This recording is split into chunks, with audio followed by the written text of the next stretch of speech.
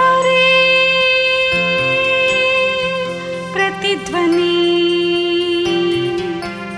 ఇది క్రీస్తు యేసు ప్రేమధ్వని ఇది జగతిలో మ్రోగే సిలువధ్వని పిలుచుచున్నది ప్రతి వారిని వినుమా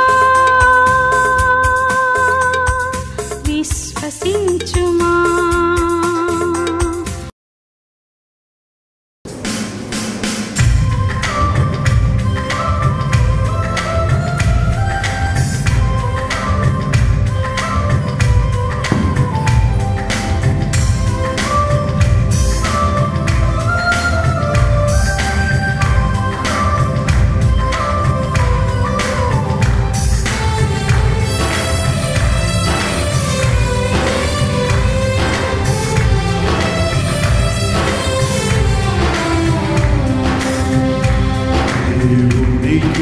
స్తోత్రము గానము చేయుటయే మంచిది మంగళము స్తుతి గానము చేయుటయే మంచిది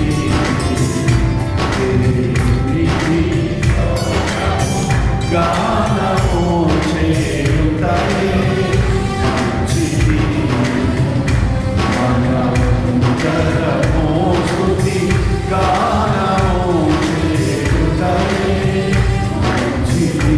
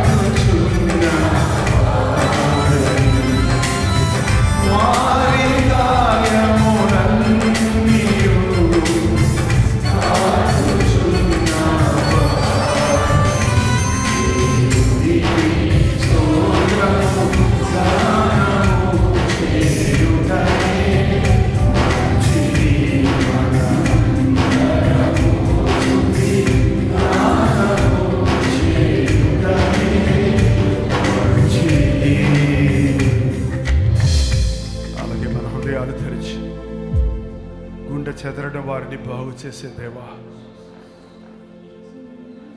శారీర మానసిక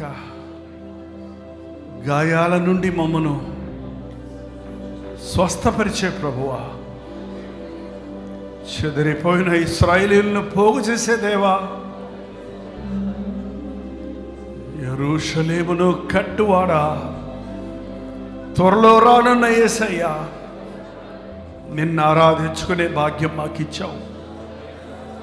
నీ ముందు సాగిలపడి మమ్మల్ని మేము నీకు అప్పగించుకుంటున్నామయ్యా. ప్రాణం ఇచ్చిన వాడా, సమస్తం విడిచి నా కొరకు వచ్చిన ప్రభువా, నీ సిలువ మరణ పునరుద్ధానాలను మేము జ్ఞాపకం చేసుకుంటుండగా సర్వోన్నతుని దేవుని బిడ్డలుగా మేము ఉన్నామని, మహాదేవుని సంతానముగా మేమున్నామని, నిన్ను దుఃఖపరిచినప్పుడు, నీకు శత్రువులుగా ఉన్నప్పుడు, మేము బలహీనులుగా ఉన్నప్పుడు, మేము పాపులుగా ఉన్నప్పుడు మమ్మల్ని ప్రేమించి మమ్మల్ని రక్షించిన కొరకు ఈ లోకంలోనికి వచ్చిన యేసయ్యా, నీకు వందనాలయ్యా. రాజులైన యాజక సమూహములో మమ్మల్ని చేర్చి నీ సొత్తైన ప్రజగా చేసుకున్నవే, నీకు వందనములయ్యా. ఈ లోకంలో మేము ఎలా జీవించాలో మాకు నేర్పించు నాయనా. అందరి వలె జీవిస్తే నీ నామానికి దూషణ తెస్తాం కదా. వక్రజనం మధ్య మేము జ్యోతుల్లా ప్రకాశించాలని ఆశించావే. మా జీవితాలలో ప్రత్యేకత దయచేయి, పరిశుద్ధత దయచేయి. నిన్ను మహిమపరిచే జీవితాలు మా ఒక్కొక్కరికి నీ దయచేయి. ఈ రాత్రి నీ సన్నిధిలో కూడి వస్తున్న ప్రజలందరినీ దర్శించు. లైవ్లో జాయిన్ అవుతున్న వారిని దీవించు. అందరము ఏకముగా కూడి నీ నామములో ప్రార్థిస్తుండగా మా ప్రార్థనలు ధూపవలె నీ సన్నిధికి చేరుటకు, నీ ఆశీర్వాదాల వర్షం మా మీద కుమ్మరించబడుటకు సహాయం ఇచ్చాయి. నీ వాక్యము ధ్యానిస్తుండగా మాకు ఈ సమయాన్ని ఆశీర్వదించమని క్రీస్తు నామములో అడుగుచున్నాము తండ్రి, ఆమేన్. కూర్చున్నాం. దేవుని స్తోత్ర. 141 కీర్తన, 2వ వచనం. నా ప్రార్థన ధూపము వలెను, నేను చేతులెత్తుట సాయంకాలపు నైవేద్యం వలను నీ దృష్టికి అంగీకారములగునుగాక. మన ప్రార్థన ధూపము వలె ఆయన సన్నిధికి చేరాలి. మనం చేతులెత్తుట అన్నప్పుడు హ్యాండ్స్ అప్ అని తుపాకు పట్టుకొని తీసుకొస్తే ఏం చేస్తారు చెప్పండి? నమస్కారం చేస్తారా? ఏం చేస్తారు అంటే, చేతులు ఎత్తేసావంటే అర్థం ఏంటి? ఇంకా నేను సరెండర్ అయిపోయాను, ఇక నీ ఇష్టం, నువ్వేం చేస్తావు నన్ను చేసి. అంటే దేవుని సందులోకి వెళ్ళినప్పుడు మనం చేతులు ఎత్తేయాలి. మనం ఏదో చేసేస్తున్నాం అనుకోవటం కాదు, మన ఇష్టానుసారంగా ఉండడం కాదు. దేవునికి ప్రార్థన అనగానే సరెండర్ అయిపోవటమే. ప్రార్థన అనగానే ఇదిగో దేవా నా జీవితం నీకు ఇస్తున్నాను, ఇదిగో నా ఆలోచనలు నీ ముందు పెడుతున్నాను, ఇదిగో నా ప్రణాళికలు నీకు అప్పగిస్తున్నాను, నా జీవితాన్ని నీకు అప్పగిస్తున్నాను అని దేవునికి అర్పించుకోవటమే. ఈ రోజుల్లో ప్రార్థన ఎంతమంది చేస్తున్నారండి? ఎంతమంది ప్రార్థన చేస్తున్నారు?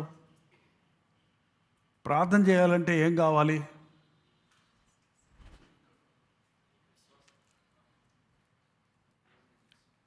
ప్రార్థన దేంతో చేస్తారండి? చేతులతోట, కాళ్ళతోట?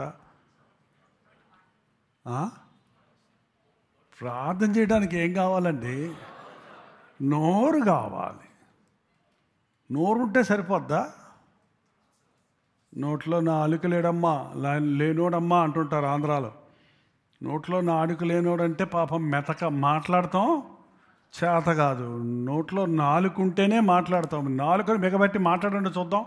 నోరు బాగుంది, పళ్ళు బాగున్నాయి, నాలుకను పట్టుకొని మాట్లాడడం అని వస్తుంది.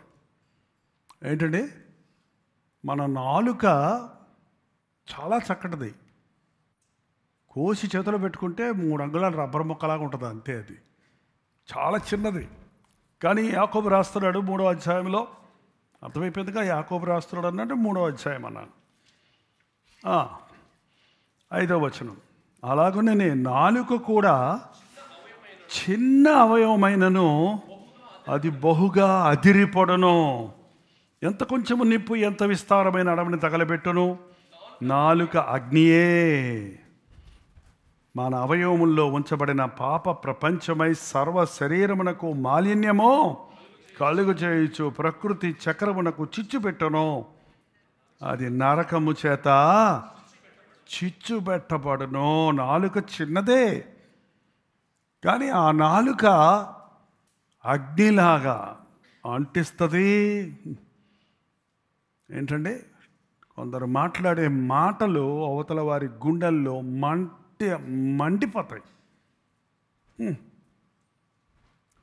సరే, దేవునికి ప్రార్థన చేస్తాను అంటున్నావు. 9వ వచనం చదవండి.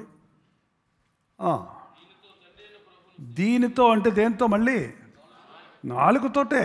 నాలుగుతో స్తుతించాలి మనం. కృతజ్ఞతలు చెల్లించాలంటే నాలుగు కావాలి. నాలుగుతో ప్రార్థిస్తున్నాం, నాలుగుతో పాటలు పాడుతున్నాం, నాలుగుతో కృతజ్ఞతలు చెల్లిస్తున్నాం. చదవండి. దీనితోనే దేవుని పోలికగా పుట్టిన మనుషులను శపింతుము. ఈ నాలుకను కాదండి, మీరు సాంబార్లో పెట్టిన గరిటె తీసి పెరుగులో పెడతారా ఏంటి?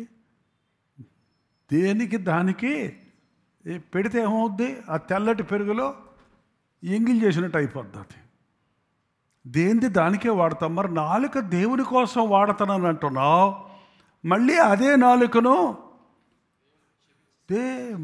మనుషుల్ని దేవుని పోలికలో పెట్టిన మనుషుల్ని శపిస్తుంటే, నేను మనుషుల్ని శపించాను కానీ నేను దేవుణ్ణి శపించాను ఏంటి అంటారు ఒకళ్ళు కొంతమంది.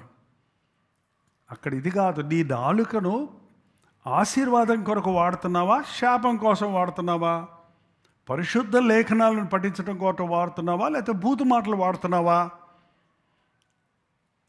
అలసిన వారిని ఊరడించే మాటలు మాట్లాడుతున్నావా, లేదా కత్తిపోటు వంటి మాటలు పలుకువారు గలరు? దేనికోసం వాడుతున్నాం? మీరు రెండింటికి వాడుతున్నాను అని అనుకోండి. ఆవకాయ పచ్చడి పెట్టుకున్నప్పుడు అండి, మాంసం కోసే కత్తి పెడతా కోస్తారా?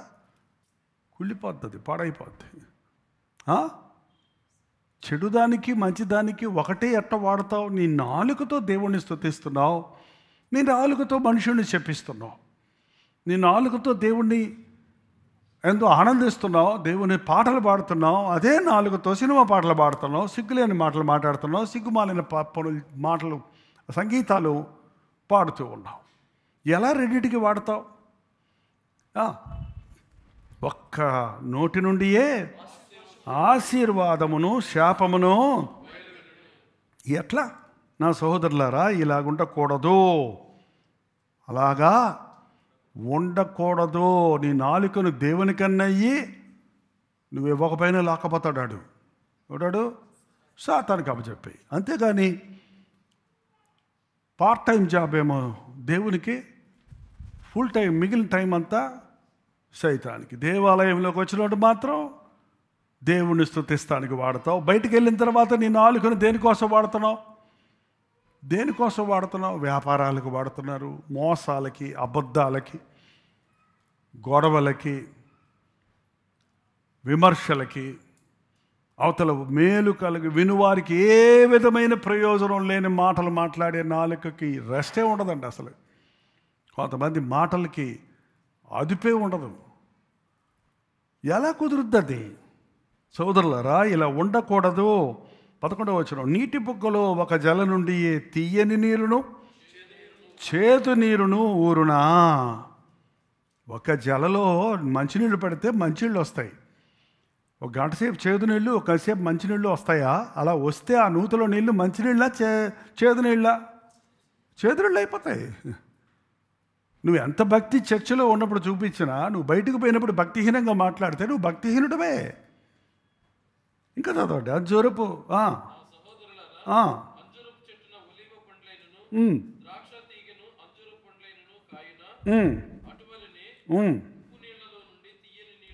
అట్లాగే ఉప్పు నీరులో నుండి మరి ఎట్లా నీ నాలుక దేని కొరకు వాడుతున్నావు? నీ నాలుకను ఎలా వాడుతున్నావు? 141 కీర్తనలోనికి రండి.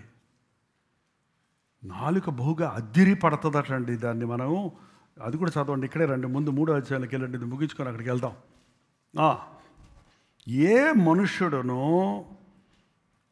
7వ వచనం అండి.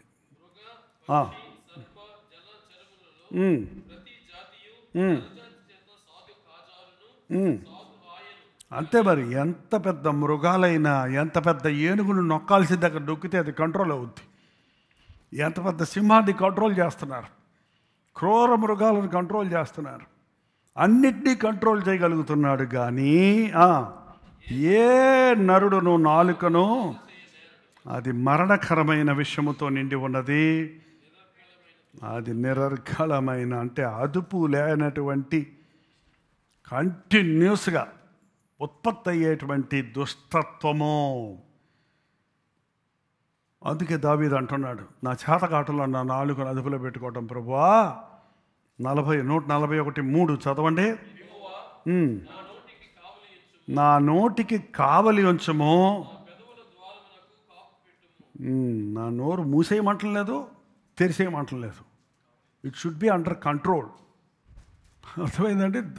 నోటికి కావలి. ఒక డోర్ కీ వేసామంటే ఎందుకు? అవసరమైనప్పుడు తీయటానికి, అవసరం లేనప్పుడు దాన్ని మిస్యూజ్ అవ్వకుండా లాక్ చేసి పెట్టడానికి. నోటికి కూడా తాళం ఉండాలి. నోటికి తాళం పెట్టుకో అంటారు కొంతమంది. పెట్టుకోమని వాళ్ళు నోటికి తాళాలు ఉండవు కదా. నోరు అదుపులో పెట్టుకో అంటారు. నువ్వు ముందు అదుపులో పెట్టుకుంటే కదా అవతల అదుపులో పెట్టుకుంటారు. మన మాటలు ఎలా ఉంటాయో ఎదుటివారి మాటలు అలాగే ఉంటాయి. There is equal and opposite reaction for everything. నువ్వు ఎట్లా మాట్లాడతావో అట్లాగే నీకు ప్రతిస్పందన వస్తుంది. అందుకే give respect and take respect అంటారు. ప్రేమగా గౌరవంగా మాట్లాడితే నీకు గౌరవం దొరుకుద్ది, ప్రేమతో మాట్లాడితే నీకు ప్రేమ దొరుకుద్ది. ఎందుకు ఇవాళ జగడాలు కారణం, ఘర్షణలకు కారణం? ఒకడి మీద నువ్వు బెదిరిస్తావు, అవతల నిన్ను బెదిరిస్తాడు, నువ్వు బెదిరిస్తావు. అది కొట్టుకునే వరకు, చంపుకునే వరకు వెళ్ళిపోతుందండి. నా చేత కావట్లేదు ప్రభా, నా నోటిని అదుపులో పెట్టుకోవటం. నా నోటికి కావలి పెట్టు, నా పెదవుల ద్వారమునకు. ఎప్పుడన్నా మీరు ప్రార్థన చేశారా? ప్రార్థన అంటే ఏంటేంటో చేస్తారు, కానీ ప్రార్థన దేవుని దగ్గరికి వెళ్ళినప్పుడు మనల్ని మనం అదుపులో పెట్టుకోవడానికి, మనల్ని మనం సరిచేసుకోవడానికి, మన ఆధ్యాత్మిక జీవితాన్ని చక్కబెట్టుకోవడానికి ఉపయోగించుకోవాలండి. నా నోటికి కావలి పెంచము, నా పెదవుల ద్వారమునకు కాపు పెట్టుము.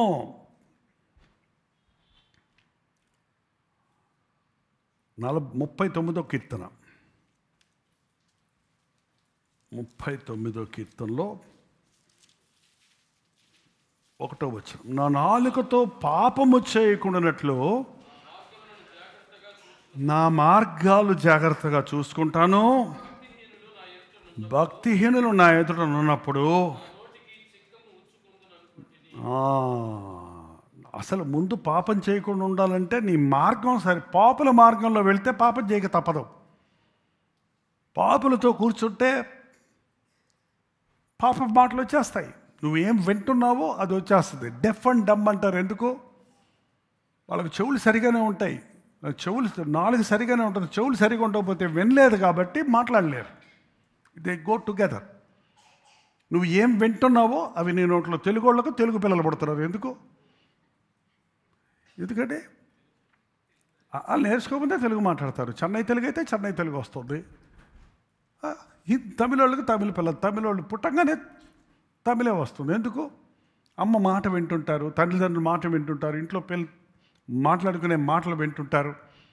మీరు అనుకుంటారు పుట్టినంటనే బిడ్డ వింటం లేదు, మాట్లాడటం లేదు, ఆ బిడ్డకి ఏం తెలియదని మీరు గొడవలు పెట్టుకుంటుంటే అది కూడా వింటుంది. ఓహో, నా పెద్దోడిని అయ్యాక నేను ఇట్ట తిట్టాలా, నా భార్యని ఇట్ట తిట్టాలా అని కొడుకు అనుకుంటాడు. నా భర్త మీద ఇలా తిరగబడాలా అని కూతురు అనుకుంటుంది. జాగ్రత్త. ఏంటంటే అట్లాగే వచ్చేస్తాయి. తల్లి గయ్యాలైతే కూతురు శాంతమూర్తి అవుద్దా? ఆమె గయ్యాల అయిపోయి కూర్చుంటుంది పాపులతో. అందుకే నేను నాలుకను అదుపులో పెట్టుకోవాలంటే నేను పాపుల మార్గంలోకి వెళ్ళకూడదు. వ్యర్థమైన మాటలు మాట్లాడే వాళ్ళతో కూర్చుంటే నేను యెషయా లాంటి ప్రవక్త అంటున్నాడు, అయ్యో నేను అపవిత్రమైన పెదవులు గలవాడు. ఎందుకు?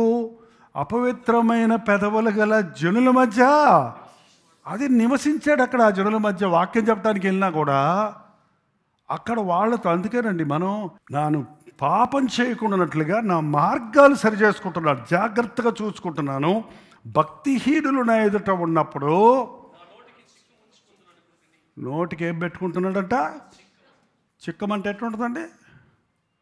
మాస్క్ అనుకున్నారా? మాస్క్ పెట్టుకున్న మాట్లాడుతున్నారు కదా. ఈ గుర్రాలకి కాదు, గాడిదలకి, ఈ పశువులకి ఆ గడ్డి చూసిందంటే ఆగిపోద్ది. అందుకని ఒక సంచిలాగా ఉంటుంది, మూతికేసి గట్టి కట్టేస్తారు. ఇట్లా తెరవటం కుదరదు, ఇట్లా కట్టేస్తారనమాట.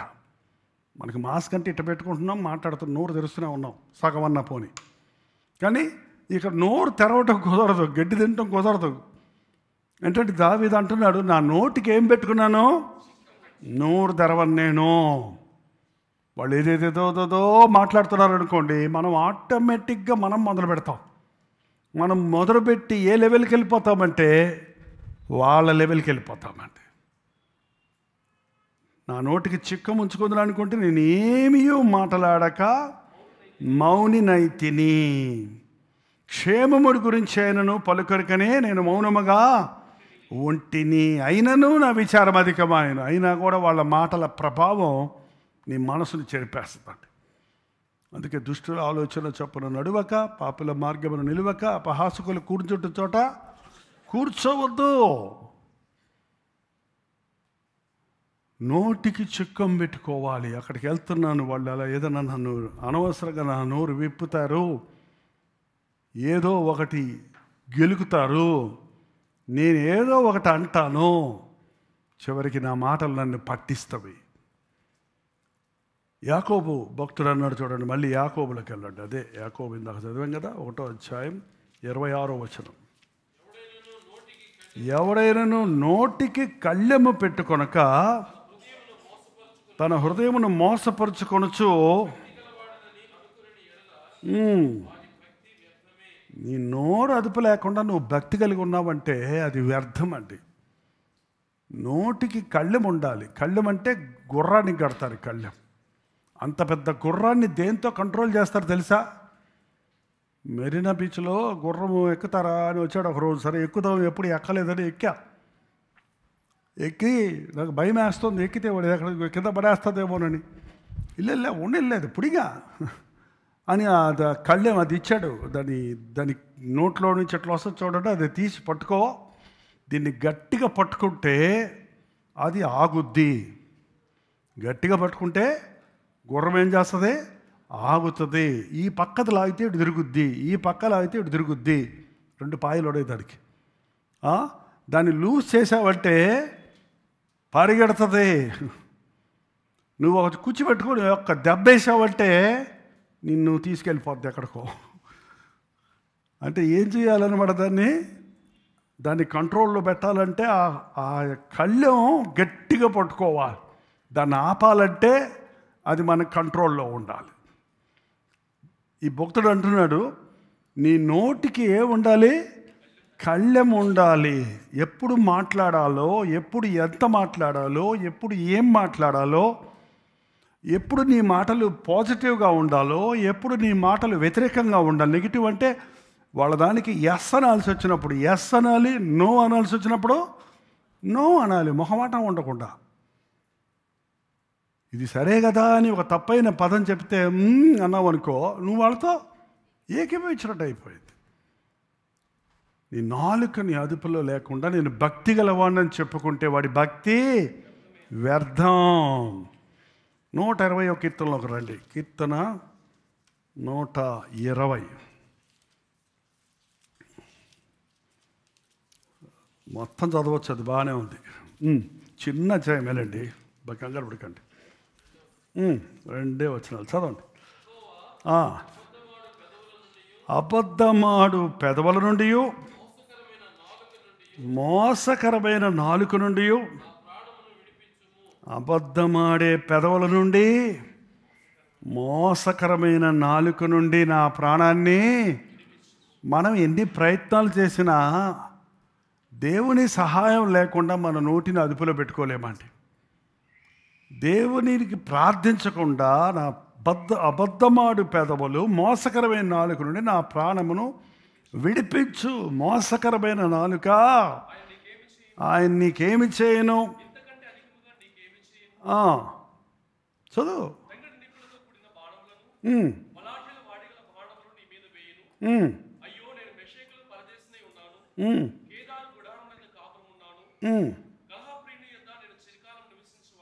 ఎక్కడ? ఎందుకు? కలహప్రియుడి దగ్గర ఎవరు నివసిస్తున్నారు? నాలుక. ఆడి గొడవలోడు, ఆడికి వెళ్తే ఏదో గొడవ లేపుతాడు. అక్కడే నువ్వు నివసిస్తుంటే నీ నాలుగుకి ఇంకా ఏం శిక్ష ఇవ్వాలి? నేను కోరినది సమాధానమే, అయినా నువ్వు అంతే. మంచి మాట్లాడినా కూడా ఎగబడే వాళ్ళు ఉంటారు, నిన్ను ముంచేసేవాళ్ళు ఉంటారు. అందుకనే నా దేవా, నా నాలుకను అబద్ధమాడకుండా కాపాడు, నా నాలుక నీ అదుపులో ఉండడానికి సహాయం చేయని ప్రార్థించటం నేర్చుకోవాలి. మళ్ళీ 141కి రండి. ఇప్పుడు అదే ప్రార్థన చేశాడు ఇంకోలాగా. ఇక్కడ 3వ వచనం, యెహోవా కావలి ఉంచుము, నా పెదవుల ద్వారమునకు కాపు పెట్టుము. కొంగలు ఎగురుతున్నప్పుడు ఎవరన్నా చూసారా? అసలు కొంగల్ని చూసిన వాళ్ళు ఎవరో చేయి చూపించండి. దొంగల్ని కాదండి, కొంగల్ని. ఆ జూమ్లో ఉన్న వాళ్ళు చూసారా? గుంపులు ఎగురుతున్నప్పుడు ఏం చేస్తాయి? మీరు చూసారన్నారు. కొంగలు అక్కడ ఉన్నాయని ఎట్లా తెలుస్తుంది? శబ్దం చేస్తాయండి. ఎవరన్నా కొంగలాగా అరవగలరా అన్న? ఆ యూట్యూబ్లో కొట్టు, కొంగరిసి అరిపోందేమో. ఇది ఒకటి ఉంది కదా గూగుల్, మనకి ఏది రాకపోయినా అక్కడికి వెళ్తే దొరుకుతుంది. కొంగలు పెద్దగా శబ్దాలు చేస్తాయి. ముఖ్యంగా టర్కీలో ఉన్న కొంగలు, ఆ కొండల మీద ఉన్న కొంగలు ఎగిరేటప్పుడు పెద్ద పెద్ద కేకలేస్తాయంట. అంటే అది ఒక సంతోషంతోనో ఉల్లాసంతోనో. మనం చూడండి, ఏదన్నా కొంచెం చేయాలంటే అని ముక్కుతుంటాం, చూసారా? కొన్నిసార్లు మనకు తెలియకుండానే కొన్ని సౌండ్స్ వస్తుంటాయి మనలో నుంచి. అవి ఆ శబ్దాలు చేసుకుంటూ బాబా శబ్దం చేస్తున్నప్పుడు గద్దలు కనిపెడతా ఉంటాయంట. గద్దలకి చచ్చినవి తినవు, మీకు తెలుసా? ఈగిల్ డెడ్ వాటిని తినవు, లైవ్లు బతుకున్న వాటిని తింటాయి. ఈ శబ్దాలు రాగానే వచ్చి వీటిని పట్టుకొని వెళ్ళిపోతాయి, వేటాడతాయి. ఇది కనిపెట్టిన కొంగలు ఇప్పుడు ఈ కొన్ని తెలియగలిగిన కొంగలు ఈ శబ్దం రాకుండా చేయాలంటే ఏం చేయాలి? ఎగరటానికి ఆటోమేటిక్గా నోరు తెరవాల్సి వస్తుంది. ఏం చేయాలి అని ఆలోచించి చిన్న చిన్న రాళ్ళు తీసుకొని నోట్లో పెట్టుకుంటాయంట.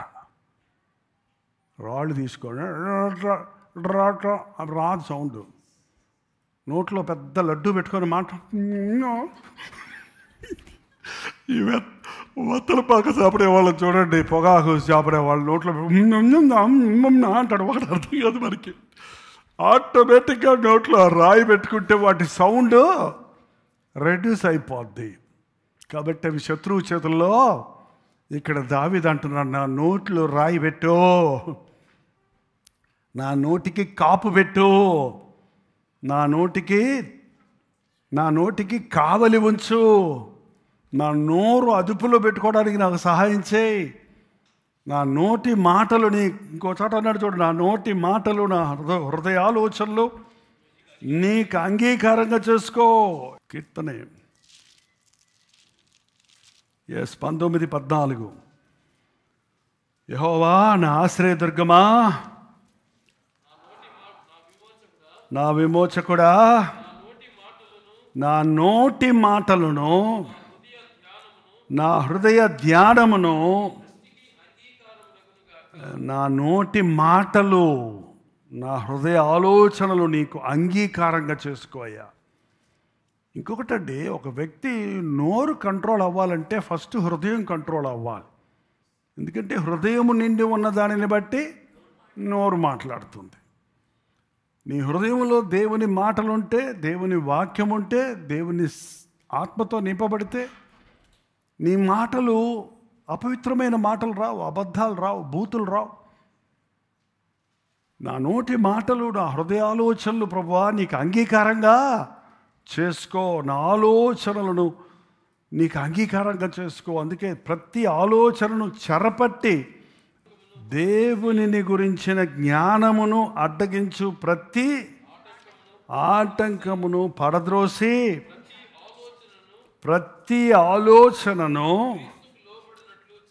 క్రీస్తుకు లోబడినట్లు చెరపట్టి ఏం చేయాలండి? ప్రతి ఆలోచనను చెరపట్టాలి. అంటే పట్టుకోవాలి, నీ ఆలోచనలు పట్టుకొని, దేవా ఈ ఆలోచన నీ చిత్తమేనా, ఇలాంటి ఆలోచన వచ్చింది, నాకు నన్ను విడిపించు అని నీ ప్రతి ఆలోచనలను దేవునికి అప్పగించుకోవాలి. నీ తలంపులను దేవునికి అప్పగించాలి.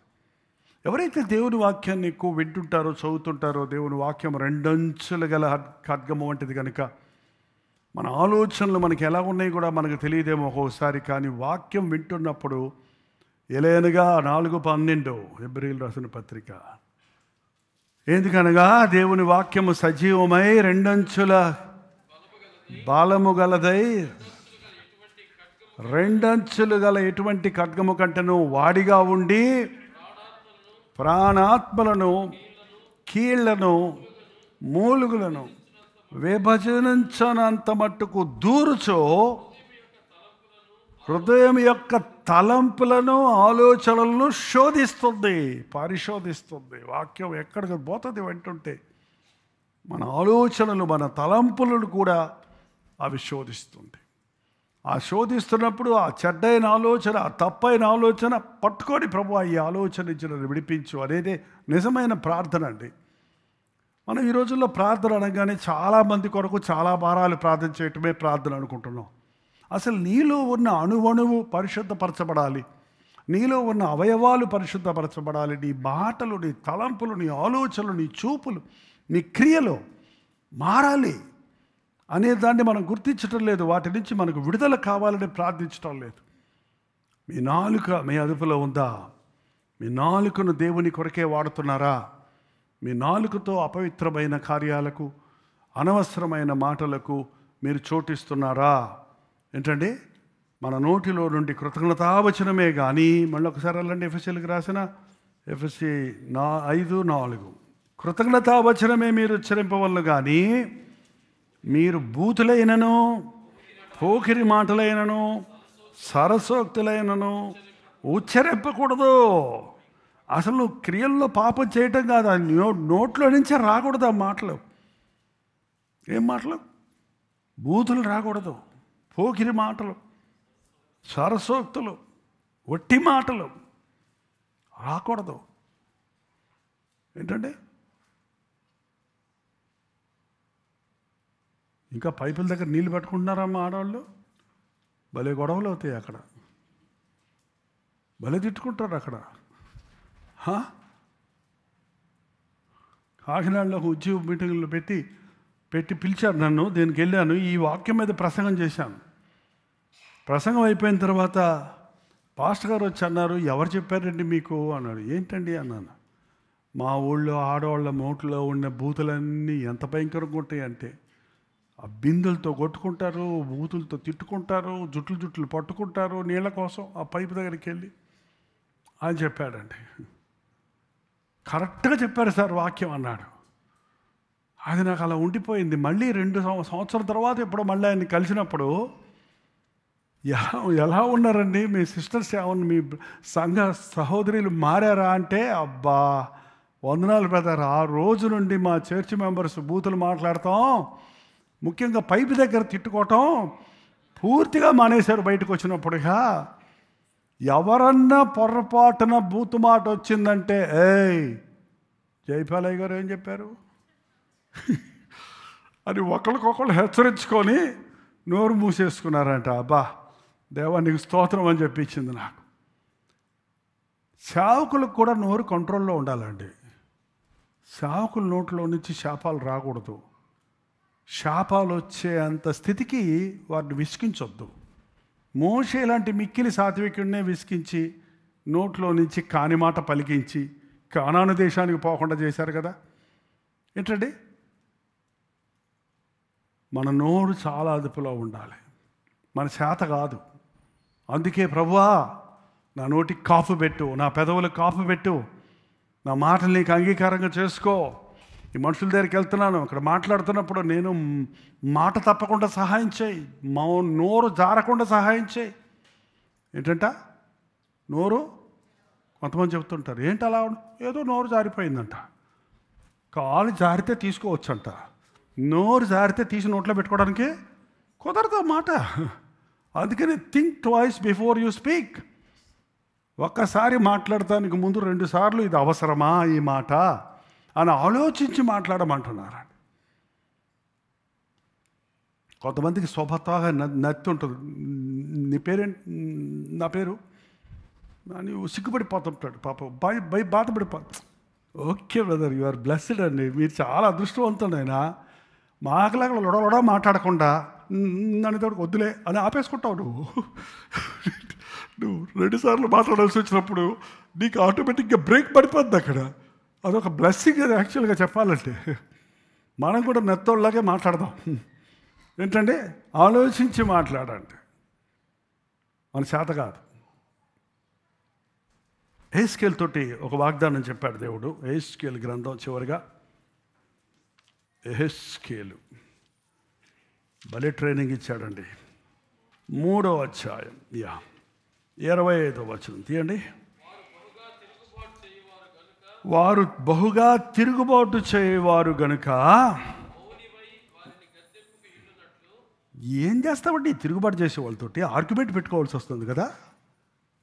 చెప్పిన మాట వినేవాడితో 2వ మాట మాట్లాడాల్సిన అవసరం లేదు మనకి. చెప్పిన మాట వినకుండా తిరుగుబాటు చేసే వాళ్ళతోటి ఏం చేస్తాం మనం? అబ్బా, మా దగ్గర కొంతమంది సహోదరులు ఉన్నారు, ఏ మాట అయినా 3 సార్లు చెప్తే కానీ చేయరు. మొదటిసారి ప్రేమగా, బ్రదర్ ఇది తీసేయి, ఇది తీసేవయ్యా, ఇది తీసేవయ్యా. ఏంటి ఇలా బీపీ పెరిగిపోతుంది నాకు, ఎందుకు? చెప్పిదే చెప్పాలి. పోనీ ఇది తీసి అన్నప్పుడు ఏదండి అని అడగాలి కదా. ఏదని అడగడు, అర్థం కాలేదని చెప్పడు.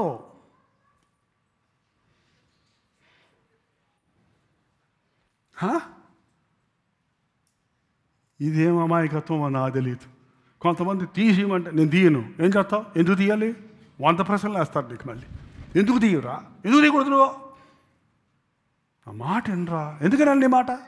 కన్నాండ్రా, కన్న తండ్రిరా, ఎవడు కనమన్నాడు? ఏంటండి, ఏంట్రా అలా అంటావు? నీకోసం ఇంత కష్టపడతాడు. ఏ కష్టపడ్డావు? ఏ కొనిచ్చావు నాకు? అరే మొన్నే కదరా 1,00,000 రూపాయలు పెట్టి బైక్ కొనిచ్చాను. ఇచ్చావులే.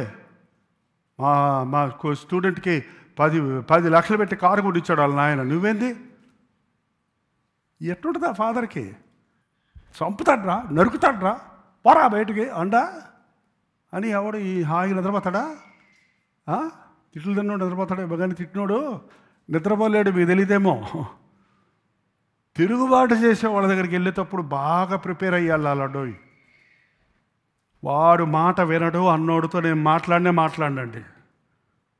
వీళ్ళు చెప్పినా వినరు అన్నోడితోటి చాలా మర్యాదగా మాట్లాడతా. గారు అని పెడతా కింద పక్కన. ఎవరినైనా గారు అంటున్నానంటే వారితో జాగ్రత్తగా ఉండాలని అర్థం అన్నమాట. స్వేచ్ఛ లేదు. ఇట్రా అంటాను కుదరదు, ఇటు రండి అని అడగాలన్నమాట. సొంత వాళ్ళతో రారా పోరా మాట్లాడుకుంటాం. చూడండి, మన పిల్లల్ని మాత్రం రారా పోరా అంటాం. మన స్వేచ్ఛ ఉంది. తిరుగుబాటు చేసే వాళ్ళ దగ్గరికి వెళ్తున్నావయ్యా ఎస్కేల్, నువ్వు ఒక తిరుగుబాటుదారుడిగా మానిపోతావేమో, జాగ్రత్త. కాబట్టి నీకు ఒక ట్రైనింగ్ ఇస్తున్నాడు, ఒక పని చేస్తాడు. చూడండి, నీవు మౌనినై వారిని గద్దింపక ఉండినట్లు నీ నాలుక నీ అంగిటికి అంటుకొన చేసేదను. మనం రాళ్ళు రప్పలు నోట్లో పెట్టుకోవాల్సిన అవసరం లేదు, కానీ ఆ కొంగల్లాగా, లేకపోతే ఆ చిక్కాలు తెచ్చుకొని మూతికి కట్టుకోవాల్సిన అవసరం లేదు, ఆ కళ్ళాలు తెచ్చుకొని నోట్లో అమర్చుకోవాల్సిన అవసరం లేదు. కానీ నాలుకని తీసుకెళ్ళి ఎక్కడ అంటించుకోవాలంట? ఫెవికాల్ ఉందా మీ ఇంట్లో? ఫెవికాల్ ఉందండి, అది రాసుకొని పైకి అంటించేయండి. అంగిడి అంటే ఏంటి తెలుసా? అందరూ అంటించండి, నాలుక పైకి అంటించండి. ఇప్పుడు మాట్లాడండి, నాలుక అంగడికి అంటించుకొని మాట్లాడండి.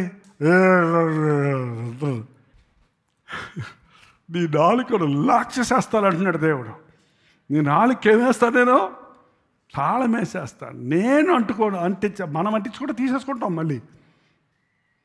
నీ నాలుక నీ అంగిటికి అంటుకొన చేసేదను. అయితే నీతో మాట్లాడి నీ నోరు తెరిచి వారు తిరుగుబాటు చేయవారు గనుక నీ వారి యొద్దకు పోయి వినువాడు వినుగాక, విననొల్లని వాడు వినకుండుగాక అని ప్రభువు యెహోవా సెలవిచ్చుచున్నాడని వారితో వింటే వినండిరా బాబు, వినకపోతే పోండ్రా బాబు. నేను దేవుడు చెప్పమని చెప్తున్నాను, మీ ఇష్టము. వినాలనుకుంటే వినండి, వద్దనుకుంటే మానండి, మీ మేలు కోరి చెప్తున్నానిది అని నేను చెప్పిన మాటలు నువ్వు చెప్పి. అందుకని యేసుప్రభు పెద్ద ప్రసంగాలు చేసిన తర్వాత వాడు వినుటకు చెవులు గలవాడు 13 సార్లు ఉందండి సువార్తల్లో ఆ మాట. వినుటకు చెవులు గలవాడు వినుగాక. అవతల వాడు విన్నప్పుడు ఆ మాటలు మనం మాట్లాడాల్సిన అవసరం లేదండి. దేవుడు చెప్పమన్న మాట అయితే వినినను వారు విననొల్లని ప్రజలు. ఏంటండి అది ఎక్కడుంది? ఇర్మియాతో కూడా చెప్పాడుగా, ఇక్కడే హెస్కేల్తో 2:4 చూడండి. వారు సిగ్గుమాలిన వారు, కఠిన హృదయులై ఉన్నారు.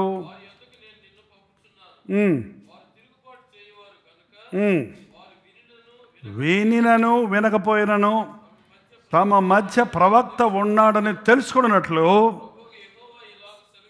ప్రభువగు యెహోవా ఇలాగు సెలవిచ్చుచున్నాడని నీ వారికి ప్రకటింపవలెను. ప్రభువు చెప్పిన మాటలు మాత్రం నసకొద్దు. వాడిని బాధ పెట్టకూడదు, వీడిని బాధ పెట్టకూడదు, వాడు తిరగబడతాడేమో, వీడు తిడతాడేమో అని దేవుడు చెప్పమన్న మాట చెప్పకుండా ఉండకూడదండి. వినినను నేనుగా చెప్పేది.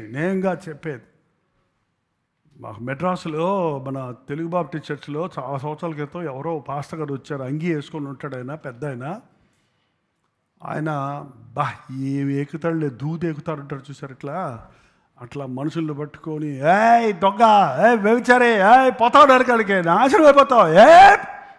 నేనేమంటలేదండి, మీ మీద నాకేం కోపం లేదండి, దేవుడు చెప్పమన్నాడు చెప్తున్నానండి. మధ్యలో నేను అనలేదయ్యా, దేవుడు చెప్పని చెప్పానయ్యా, నువ్వంటే నాకు తెలియదు, నీ సంగతి నాకు తెలియదయ్యా, నన్ను క్షమించండి, నేను దేవుడు చెప్పిన మాటలు చెప్పబోతే నన్ను ఊరుకోడు. మళ్ళీ మొదలుతుంది.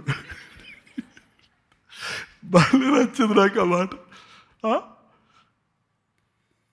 ఖచ్చితంగా బోధించండి. వాళ్ళకి స్ట్రాంగ్గా బోధించే బోధకులు లేరండి.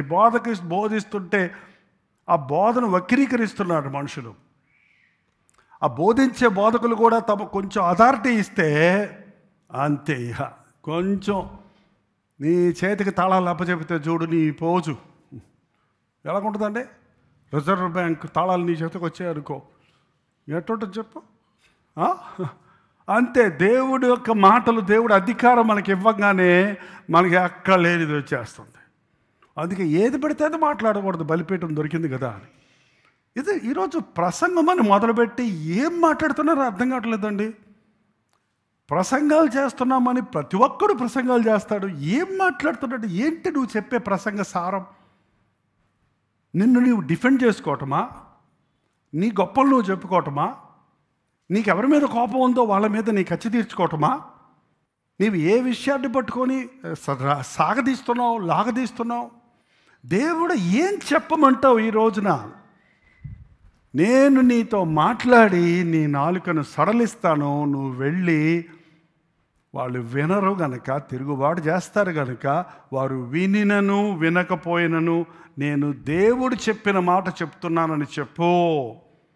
నిజంగానండి, ఒక నిజమైన దేవుని సేవకుడికి ఎవరి మీద కోపం ఉండదు, ఎవరి మీద ఫెర్ర ఉండదు, ఏంటి ఇష్టం ఉండదు. ఒకరంటే నాకు చాలా ఇష్టం, ఈయనంటే ఇష్టం లేదు, వీళ్ళంటే చాలా ఇష్టం, వాళ్ళంటే ఇష్టం లేదు, వీళ్ళు భోజనాలు పెడతారు కాబట్టి వీళ్ళంటే చాలా కొంచెం సాఫ్ట్గా ఉంటాను, వీళ్ళేమో ఎప్పుడు 10 పైసలు కానికి కూడా ఏరు కాబట్టి వీళ్ళంటే ఒళ్ళు మంట. ఏంటండి, వీళ్ళు చెప్పిన మాట వింటారు కాబట్టి వీళ్ళతో చాలా చక్కగా ప్రవర్తించవచ్చు, వీళ్ళు వినరు కాబట్టి ఎప్పుడు చేస్తాడా అని చూస్తున్నాను నేను అన్నట్టుంటా. ఈ టైప్లో ఉండటం చూస్తున్నాం ఈరోజు. సేవకులు ఇలా ఉండటం, విశ్వాసులు ఇలా ఉండటం. దేవుని సేవకుడు దేవుని పక్షములో ఉన్నప్పుడు, దేవుని ప్రతినిధిగా ఉన్నప్పుడు దేవునికి పక్షపాతమో లేదు. ఆయన మోమాటానికి పోతారు కొంతమంది. చెప్తే బాధపడతారని చెప్పలేదండి, అట్లా కుదరదు. చెప్పినా బాధపడినా చెప్పాల్సిందే. ఏంటంటే దేవుడు ఖండించమన్నది ఖండించాల్సిందే. వాళ్ళు తిరగబడతారని మానేస్తారు, తిరగబడతారని మానకూడదు.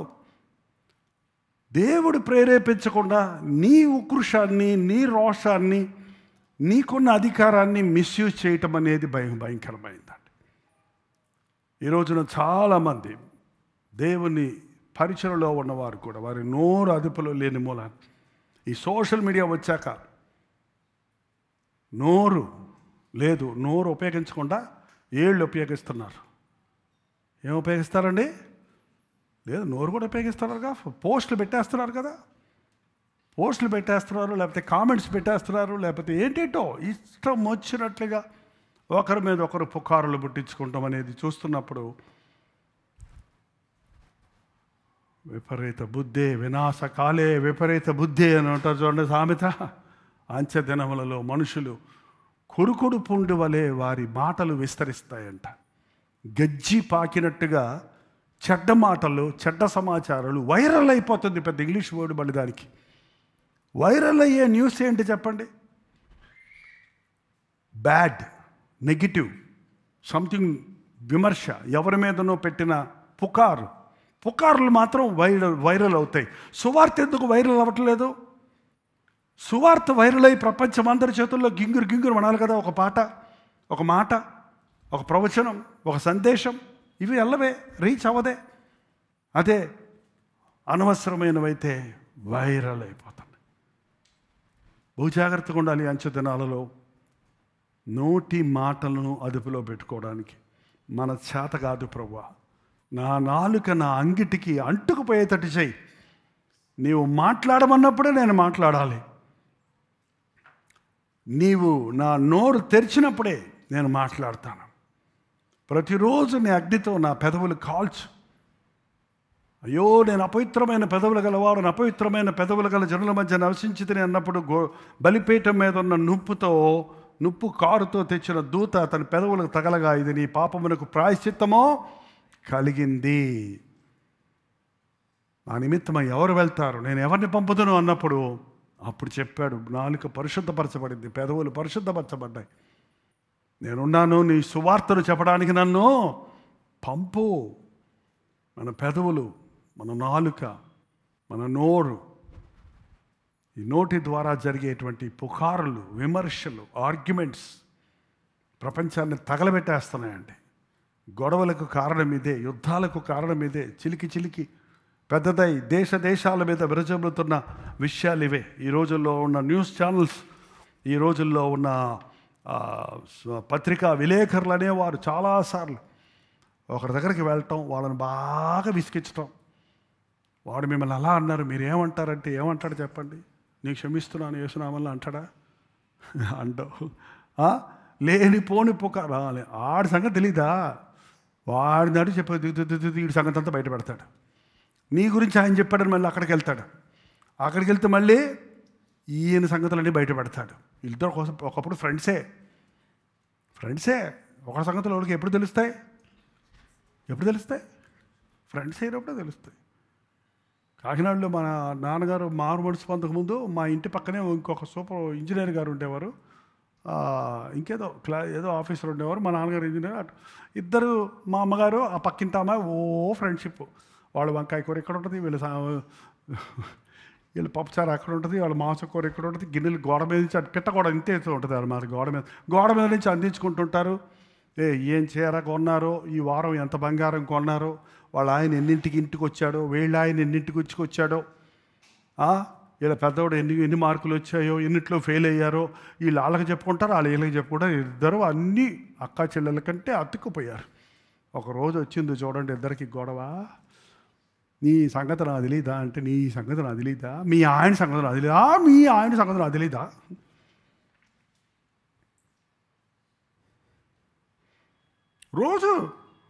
ఓ రోజు మా నాన్నగారు వస్తాడు, గొడవ తొట్ట చూసి ఎత్తుగా గోడ కట్టించేసాడు.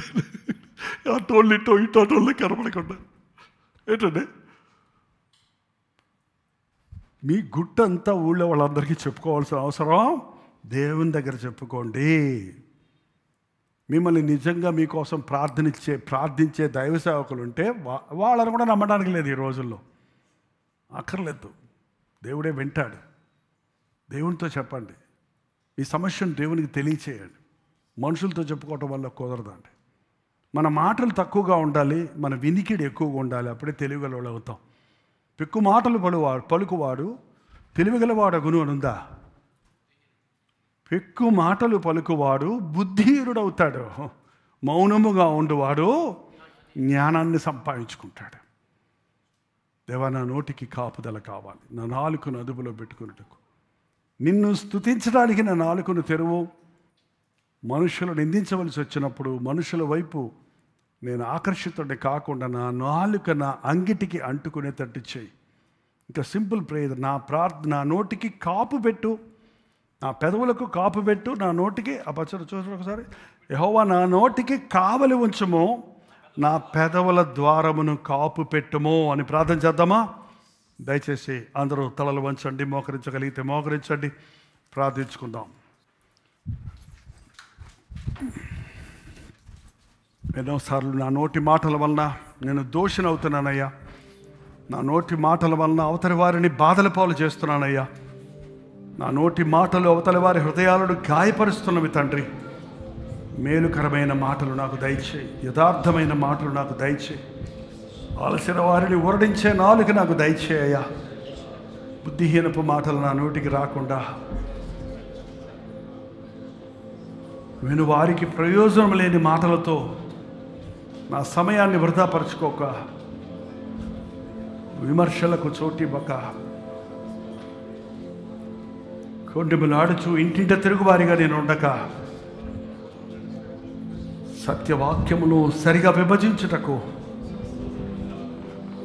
నీ నామములో ప్రార్థించుటకు, నా నోరు తెరిచి నిన్ను స్తుతించుటకు, నా మనసారా నిన్ను ఆరాధించుకున్నటకు నాకు సహాయం చేయ్యా. మౌనంగా ఉండటం నాకు నేర్పించు నాయన. శోధన వచ్చినప్పుడు, శ్రమ వచ్చినప్పుడు, కోపం వచ్చినప్పుడు, బాధ కలిగినప్పుడు, అవమానం కలిగినప్పుడు, నింద వచ్చినప్పుడు, వదకు తేబడిన గొర్రె పిల్లవలే నీవు మౌనివై ఇంటివే. ఏ పాపము ఎరగకపోయినా, ఏ దోషము చేయకపోయినా, నిన్ను అవమానించినప్పుడు, నిన్ను హింసించినప్పుడు, నిన్ను నిందించినప్పుడు, అపనిందలు వేసినప్పుడు, అన్యాయపు తీర్పు తీర్చినప్పుడు మౌనముగా ఉన్నట్లు మాకు సహించుకోవడం నేర్పయ్యా. ఓర్చుకోవడం నడిపించు నాయన. నా గురించి నా దేవునికి తెలుసు. నా పక్షములో నీవు మాట్లాడి ప్రభువా, నా పక్షములో నీవు కల్పించుకో తండ్రి అని మమ్మల్ని మోసగించేవారిని కానీ, మా మీద చాడీలు చెప్పేవారు కానీ, కొండాలు చెప్పేవారు కానీ, నిందలు వేసేవారు కానీ, దుమారాలు లేపేవారిని కానీ, వారితో వెళ్ళి మేము ఆర్గ్యుమెంట్స్ పెట్టుకోక, వాదనలు పెట్టుకోక, తిరుగుబాటు చేయక నీకు మొరపెట్టుకోవటం మాకు నేర్పించయ్యా. ఈ భయంకరమైన దినాలలో మనుషులు నోటికొచ్చినట్లు మాట్లాడుతూ ఉన్న ఈ దినాలలో సోషల్ మీడియాలో అనేకమైన తప్పైనటువంటి విషయాలను నోరుంది కదా అని ప్రబలం చేస్తున్న పరిస్థితుల్లో తండ్రి ఇవన్నీ చూస్తూ వింటూ మౌనంగా ఉంటాం మాకు నేర్పించయ్యా. తిట్టాడని తిట్టక, నిందించాడని నిందించక, మమ్మల్ని మేము డిఫెండ్ చేసుకోవడానికి మేము నోరు తెరిచేవారిగా ఉండక నాయన, మా మాటల్లో యథార్థత ఉండనట్లు, సత్యము ఉండనట్లు, మా నాలుకను అదుపులో పెట్టుకున్నట్టుకు కళ్ళెము దయచేయరు ఆయన. ఊతు మాటలు మా నోటికి రాకుండా మా హృదయంలో నీ వాక్యం పెట్టుకున్నట్టుకు సహాయం ఇచ్చే. వ్యర్థమైన మాటలలో, విస్తారమైన మాటలలో దోషమండక మానదన్నావు. మా మాటలు కొద్దిగా ఉండడానికి, మా హృదయాల్లో నిన్ను స్తుతించుటకు, మా జీవితం అంతా నిన్ను ఆరాధించుకున్నటకు ఉపయోగించుటకు సహాయం చేయటండి. ప్రతి ఒక్కరు నోరు తెరిచి ఒక చిన్న ప్రార్థన చేసుకుందాం. ఇంకా మీ నోట్లో నుంచి బూతులు వస్తున్నాయా, అబద్ధాలు వస్తున్నాయా? వాళ్ళ మీద వీళ్ళ మీద కొండలు చెప్తున్నారా? కోపంతో రెచ్చిపోతున్నారా? అవతల వారిని బాధ పెట్టాలని కత్తిపోటు వంటి మాటలు పలుకువారిగా ఉన్నారా? ఈరోజు ప్రభు మన నాలుకలను పరిశుద్ధపరచడానికి తన బలిపీఠం మీద అగ్నితో మన పెదవులకు ప్రాయశ్చిత్తం కలిగినట్లుగా ఆ కలువరి సిలువలో చిందించిన రక్తాన్ని మన మీద ప్రోక్షించడానికి, మనల్ని పరిశుద్ధపరచడానికి, మన నాలుకను దేవుని స్తుతించుటకు, దేవుని సువార్తను ప్రకటించుటకు, అనేకుల కొరకు విజ్ఞాపన చేయుటకు వాడదాం. పరిశుద్ధుడా, ప్రేమగల తండ్రి, మా బ్రతుకులు చూడయ్యా. మా నోటి మాటలు, మా హృదయాలోచనలు నీకు అంగీకారంగా చేసుకోడు ఆయన. మా నోటి నుండి వ్యర్థమైన మాటలు రాకుండానట్లు, బూతు మాటలు రాకుండాట్లు నీ అగ్నితో మా హృదయములను శుద్ధి చేయము, మా నాలుకలను పుట్టవేయము. మేలుకరమైన మాటలు, క్రీస్తు ప్రేమను వెల్లడి చేసే మాటలు మా నోట ఉండడానికి సహాయం చేయాలి. ఈ మనుషుడు మాట్లాడినట్లు ఎవరునూ ఎప్పుడునూ మాట్లాడటమే మెడలేదని ఆ రోజు భటులు నీ గురించి సాక్ష్యం ఇచ్చినట్లుగా నీ బిడ్డలమని చెప్పుకునే మా విషయంలో కూడా తండ్రి, మా మాటలలో దేవుని ప్రేమ ఉండడానికి, మా మాటలలో ఆదరణ ఉండడానికి, మా మాటలు యథార్థమైనవిగా ఉండడానికి, మా మాటలు దేవుని వైపు మనుషులు నడిపించే మాటలుగా ఉండడానికి మా నాలుకను సరళించుము నాయన. అవసరమైన టైంలో మా నాలుక మా అంగిటికి అంటుకున్నట్లుగా, అవసరమైనప్పుడు నీవు మాట్లాడిన మాటలు నీ బిడ్డలకు, నీ జనులకు, మా బిడ్డలకు, మా కుటుంబాలకు, మేము ఎక్కడ నోరు తెరిచినా మా నోటి మాటలు నీకిష్టమైనవిగా, అంగీకారమైనవిగా ఉండడానికి సహాయం చేయండి. ఈ రాత్రి మమ్మల్ని ఒక్కొక్కరిని దర్శించము నాయన. ఇదిగో నా నోటికి కాపు పెట్టము, నా పెదవులకు కాపు పెట్టము, నా నాలుకకు కావలి ఉంచమని దావీదు ప్రార్థించినట్లుగా ప్రార్థించుకుంటున్నామయ్యా. భయంకరమైన మాయ లోకంలో, మోసాల లోకంలో, అబద్ధాల లోకంలో, బూతుల లోకంలో, చెడ్డబాటితో నిండిపోయిన చెడిపోయిన ఈ లోకంలో మా నోటిని, మా హృదయాన్ని పరిశుద్ధంగా కాపాడుకున్నటకు నీ పరిశుద్ధ అగ్నిని మా మీద కుమ్మరించి మమ్మల్ని పవిత్రపరచము నాయన. మా ఆత్మలు మా స్వాధీనంలో ఉండడానికి, మా జీవితము నీకు అంగీకారంగా ఉండడానికి సహాయం వచ్చాయి. మాటల ద్వారా ఎన్నో కుటుంబాలు కూలిపోతుండగా, ఎన్నో యుద్ధాలు రేగుతూ ఉండగా, ఎన్నో సమస్యలు ఉత్పత్తి అవుతూ ఉండగా, యాంచ దినాలలో తండ్రి సాతాను కార్యాలను లయపరిచి పరిశుద్ధాత్మ కార్యాలు జరుగునట్లుగా నీ ఆత్మను మా మీద కుమ్మరించము నాయన. ఇదే నా సంఘములో లోతైన ప్రార్థనాత్మను మాకు దయచేయి. లైవ్లో జూమ్లో ఎక్కివిస్తున్న వారు కూడా వారి నోటిని అదుపులో ఉంచుకుంటారు. ప్రేమ కలిగిన, దయ కలిగిన, ఓర్పు సహనముతో కూడిన, క్షమించగలిగిన మాటలు మా నోట ఉండటకు సహాయం చేయమని యేసు క్రీస్తు నామములో అడుగుచున్నాము తండ్రి. తండ్రి అయిన దేవుని యొక్క ప్రేమయు, కుమారుడైన క్రీస్తు యొక్క కృపయు, ఆదరణకర్త అయిన పరిశుద్ధాత్మ యొక్క సహవాసం కుడి వచ్చిన మనందరికీ ఇప్పుడును సదాకాలము తోడయుండును గాక. ఆమేన్.